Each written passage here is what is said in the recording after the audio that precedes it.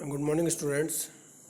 M E 203 engineering material and manufacturing process जो subject है उसके अंदर आज हम जो 2.3 क्रिस्टलाइन स्ट्रक्चर इन मेटल्स जो स्टडी कर रहे हैं उसके अंदर आज हम बाइंडिंग इन सॉलिड्स के बारे में क्या करेंगे, स्टडी करेंगे। तो जैसा कि हमको पता है कि कोई भी क्रिस्टल अगर है, क्रिस्टल स्ट्रक्चर है, तो उसके अंदर क्या होता है, एटम्स होते हैं, एटम्स का अरेंजमेंट्स होता है। तो उन एटम्स के बीच में डिफरेंट टाइप्स के क्या होते हैं, बॉन्ड्स होते हैं।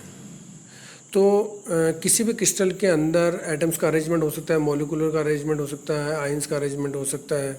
तो उनके बीच में किस टाइप का बॉन्ड है उससे वो डिपेंड करेगा कि वो किस टाइप का क्रिस्टल बनता है और उसकी स्ट्रेंथ वगैरह किस टाइप की होती है, उसकी क्या करैक्टरिस्टिक्स होती हैं। तो आज हम किसी भी क्रिस्टलाइन स्ट्रक्चर के अंदर मौजूद पार्टिकल्स, चाहे वो एटम हो, चाहे वो मॉलिक्यूल्स हो, चाहे आयंस हो, उनके बीच में बॉन्ड के बारे में स्टडी करेंगे, उसमें किस टाइप के बॉन्ड्स होते हैं।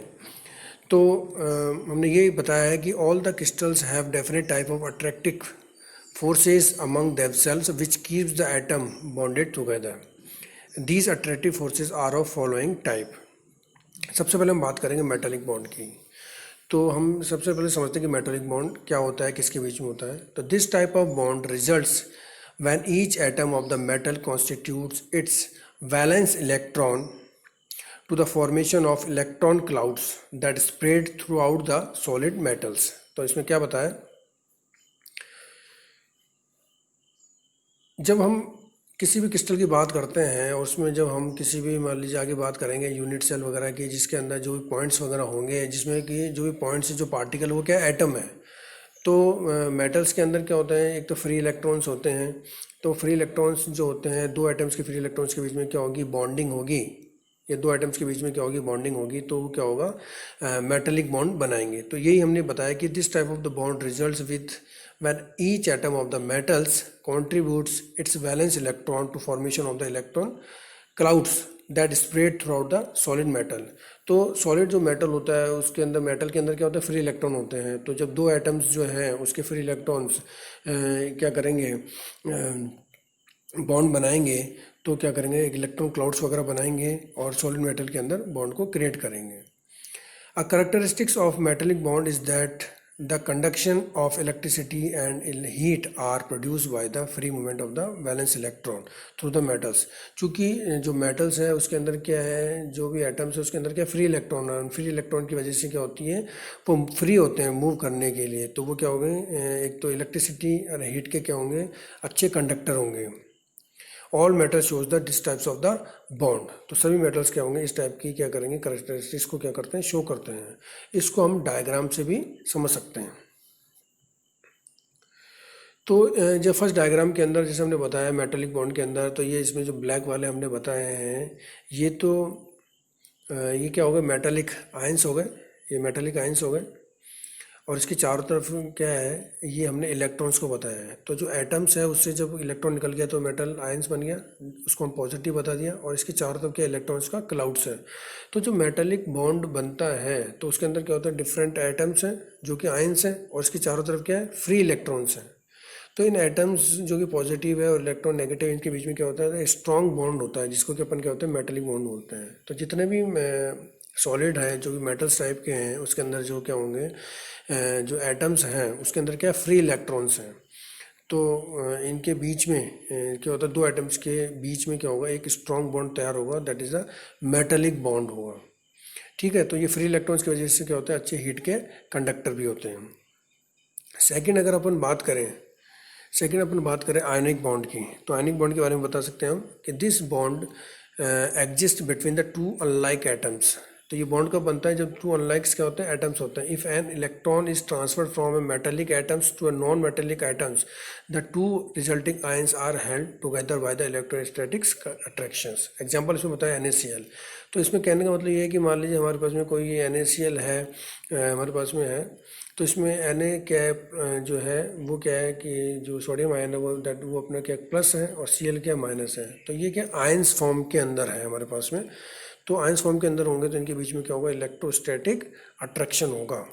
तो Na ने क्या अपने एक इलेक्ट्रॉन दिया है और Cl ने इलेक्ट्रॉन लिया है, तो इसलिए Na प्लस हो गया, Cl माइनस हो गया, तो इनके बीच में क्या होगा, एक इन आयंस के बीच में जो बॉन्ड होगा that is the ionic bond होगा।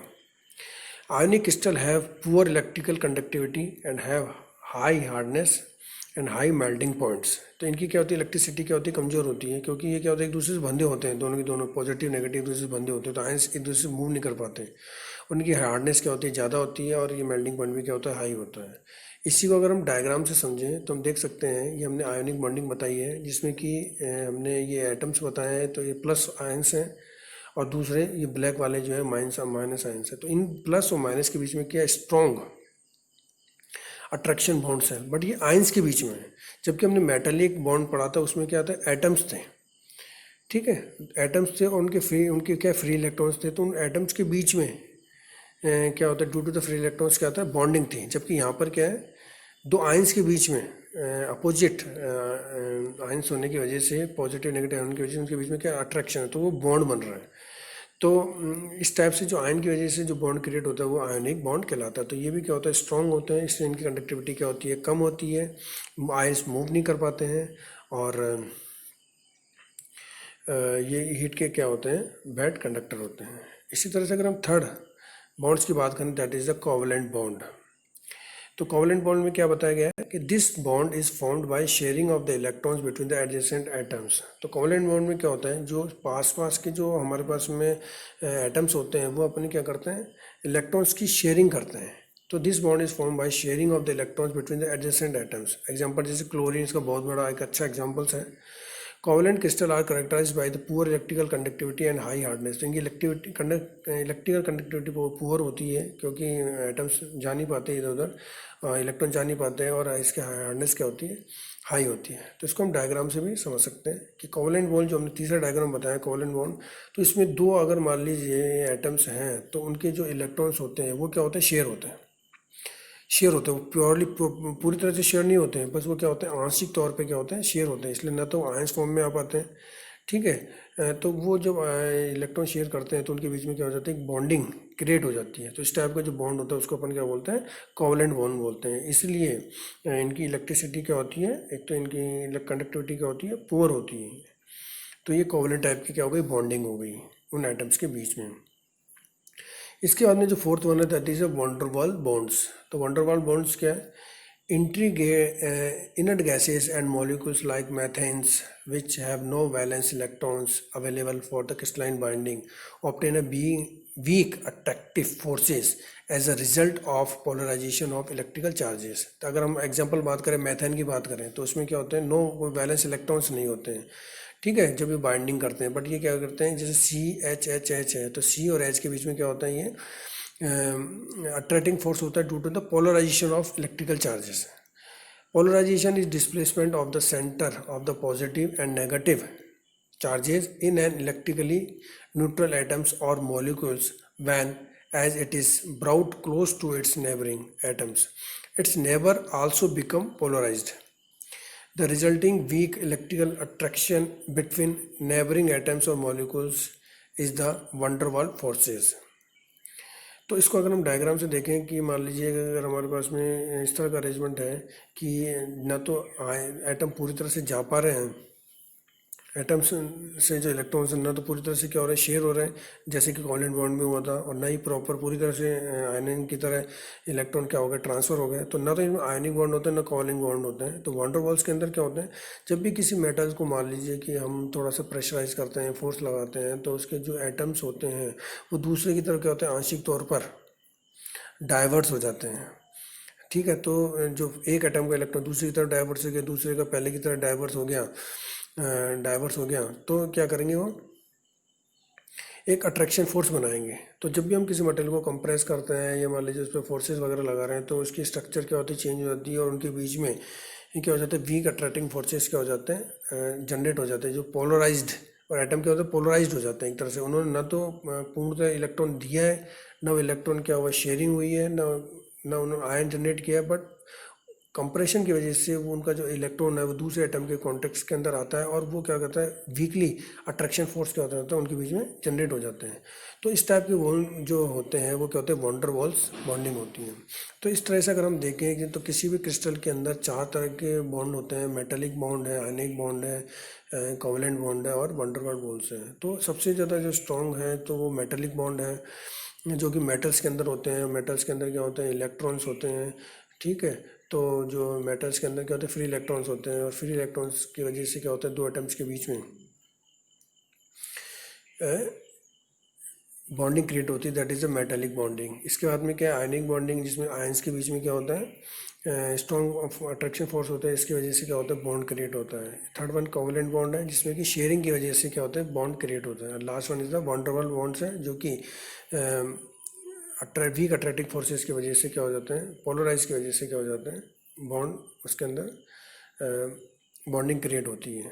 तो जो भी हमारा क्रिस्टल होगा उसमें हमको देखना पड़ेगा कि वो एटम से रिलेटेड है। अगर मेटल होगा तो उसमें एटम के बीच में क्या होगा, बॉन्ड क्रिएट होगा, that is the metallic bonding. और इसके अलावा अगर मान लीजिए उसमें आयंस है तो वो आयनिक बॉन्डिंग होगी। और अगर मान लीजिए उसके अंदर कोवलेंट बॉन्ड है तो वो शेयरिंग वाला पर्पस होगा, शेयरिंग इलेक्ट्रॉन्स होंगे।